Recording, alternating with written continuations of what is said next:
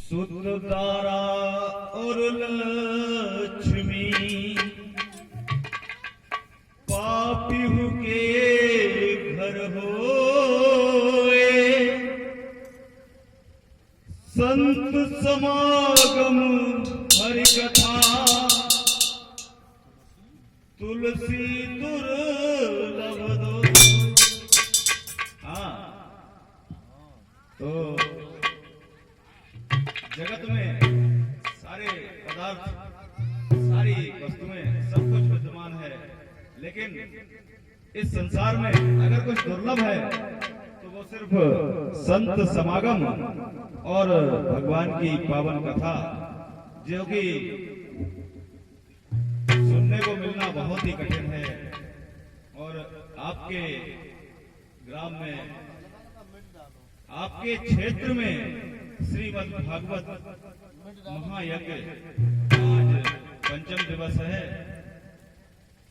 तो सभी लोगों से हमारा करबद्ध निवेदन है कि जहां तक हमारी आवाज जा रही हो वो सभी लोग अधिक से अधिक संख्या में आए और श्रीमद् भागवत कथा ज्ञान अमृत में आकर के अमृत का पान करें और अपने जीवन को सफल बनाएं।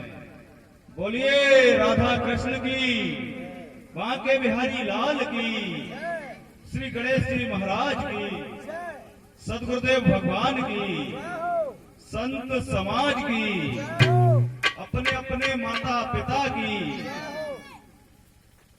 सभी देवी देवताओं की। बोलिए सच्चे दरबार की।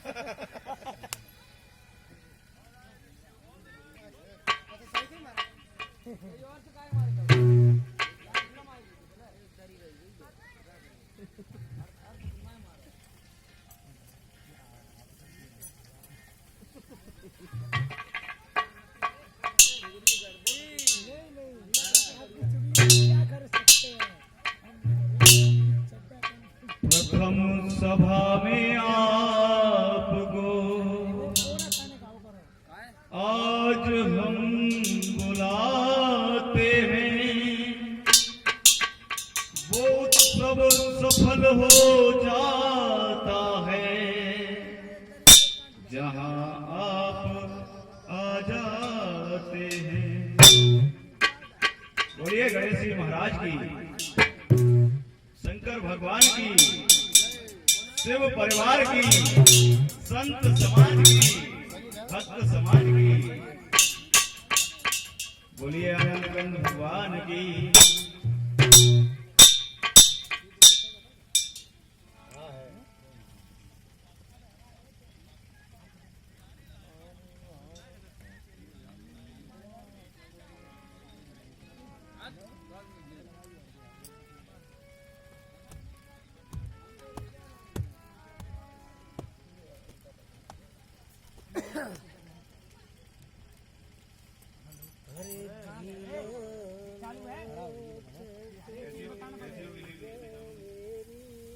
अच्छी लगी।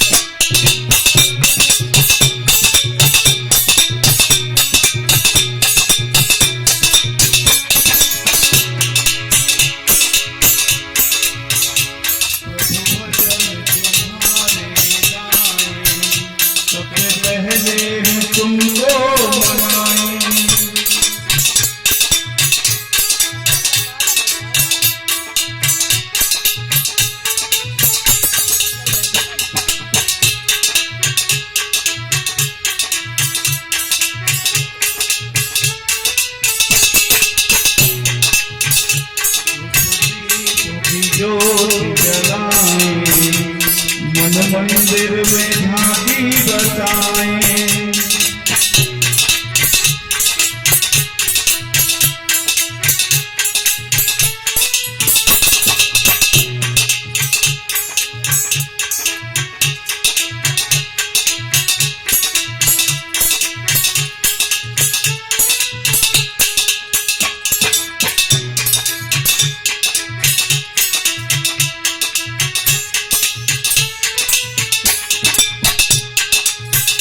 बजे सुर और ताल तेरा गुण गाए संसार।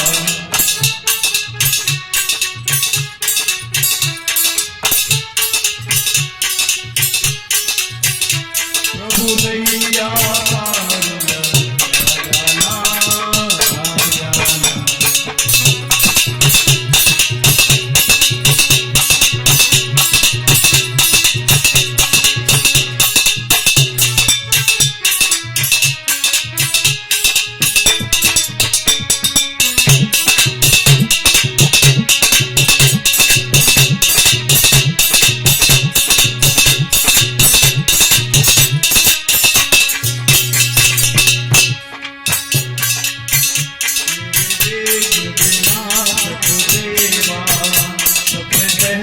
करूं तेरी सेवा।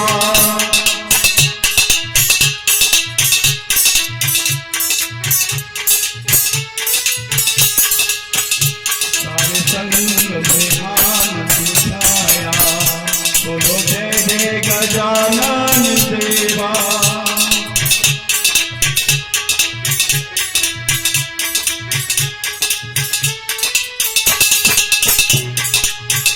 मेरे भोले भगवान से दो बुद्धि का दान।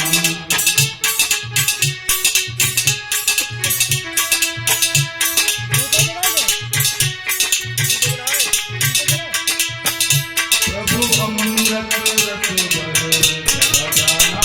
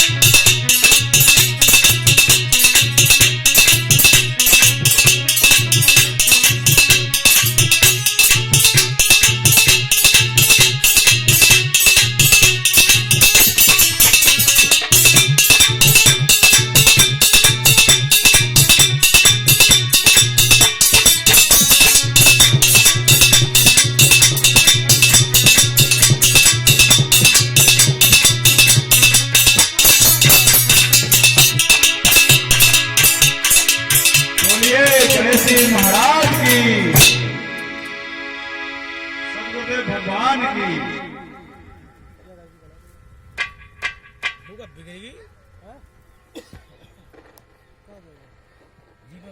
राधे तू बड़ भागिनी, कौन तपस्या कीन, तीन लोक तारण तरण, सो तेरे आधी। बोलिए राधा रानी की। तो बात उस समय की है जब आप बैठ सकते हैं। सभी तीर्थों ने मिलकर के मीटिंग की कि हमारा भी कोई एक प्रधान होना चाहिए। तो तीर्थों ने विचार किया कि भाई प्रधान किसको बनाया जाए। तो सभी ने विचार विमर्श करने के बाद में ये निष्कर्ष निकाला कि तीर्थों का राजा प्रयागराज को बनाया जाए। तो प्रयागराज को सर्वसम्मति के साथ प्रयागराज को तीर्थों का राजा बना दिया। तो क्या हुआ, काफी समय बीत गया।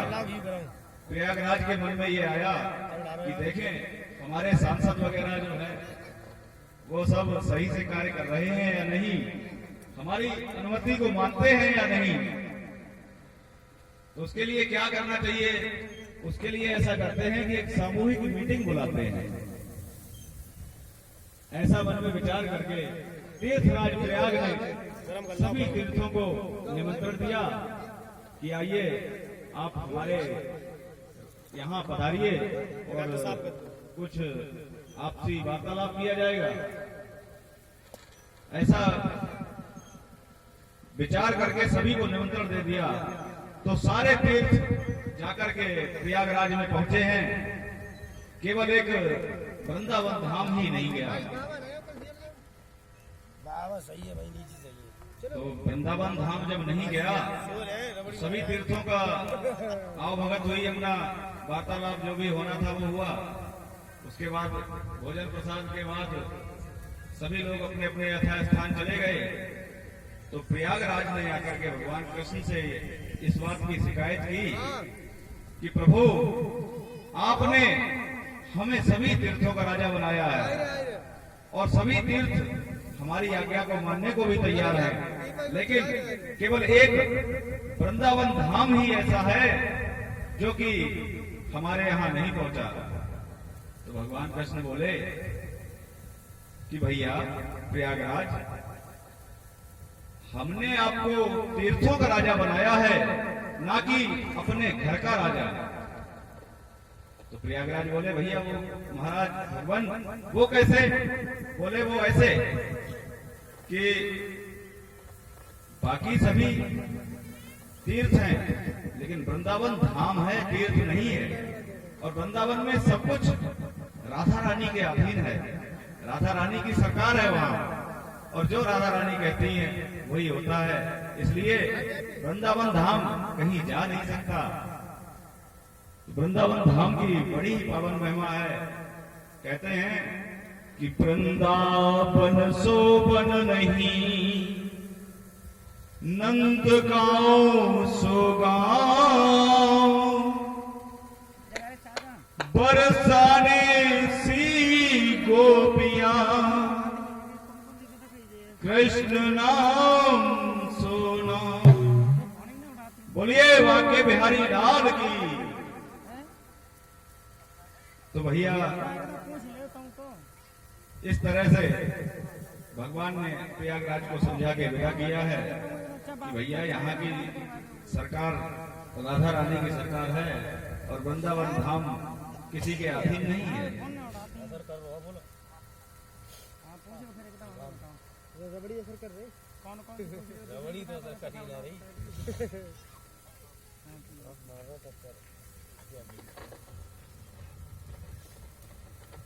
बोलिए अनंत कंद भगवान की। चाह चमारी चूहड़ी, सब नीचन ते नीच, और तू तो पूर्ण ब्रह्म था, गर चाह न होती नीच। ये चाहत नहीं तो सारा खेल बिगाड़ दिया। जो सभी आपस में एक दूसरे से, जबकि सब जानते हैं कि सब कुछ नाशवान है, इस प्रकृति में जो भी उत्पन्न होता है वो नष्ट जरूर होता है।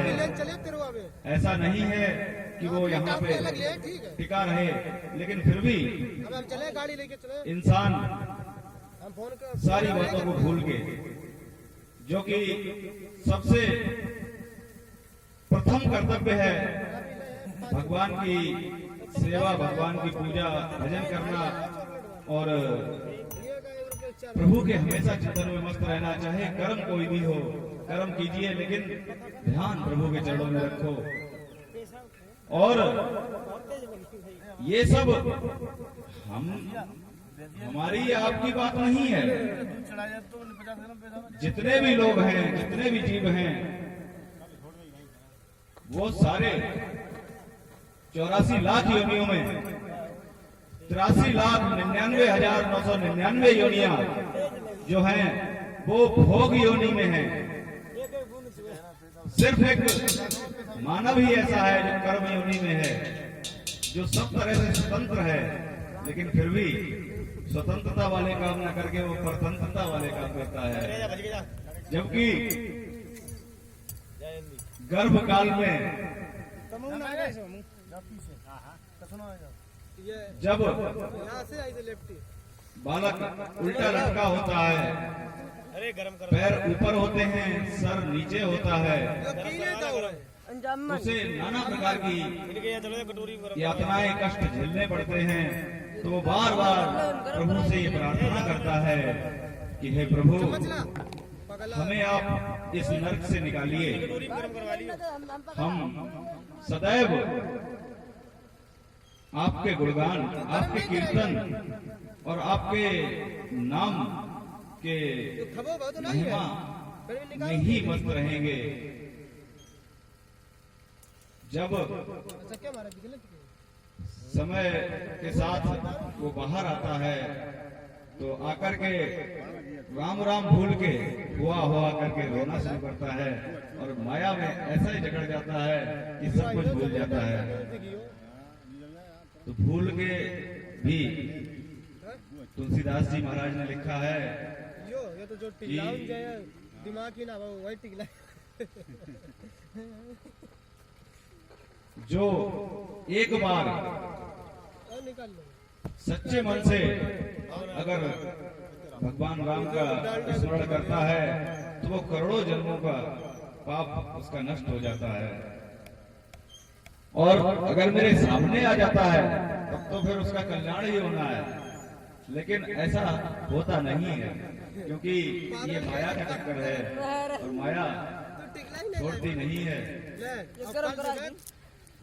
माया ही तो है जो कि हमें भटकाए हुए है और हम इस संसार में उस परम पिता परमेश्वर को भूल के माया के चक्कर में लगे हुए हैं, जिससे कि हम पतन की ओर जा रहे हैं, हमारा कल्याण नहीं हो रहा है। यो चलिए ले पकड़ हटू ले महाराज जी आप बैठो बैठो जमला जा रहा ये तो ठीक है लो आज दी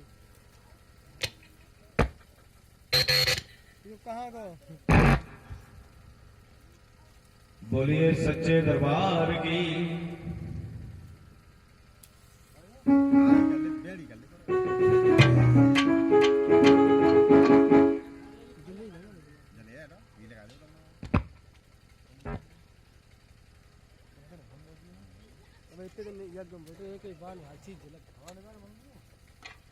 ठोकरें खाई बहुत झूठे जगत के प्यार पर, इसलिए आया हूँ सीतापति तुम्हारे द्वार पर। अब हमें तारो न तारो, ये तुम्हारे हाथ है।